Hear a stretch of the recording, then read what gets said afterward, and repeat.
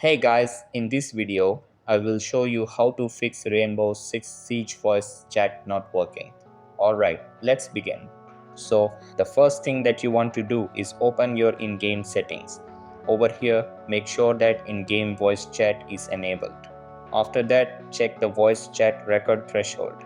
Then, set it to around 20 or lower if your mic quality is poor or there's background noise. After that, open your antivirus or Windows firewall settings.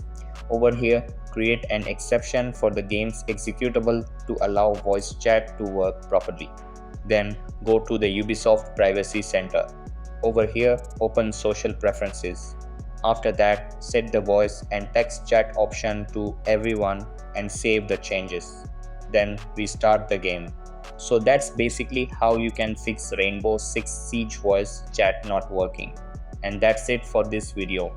If you found this helpful, consider subscribing and giving this a big thumbs up. Thanks.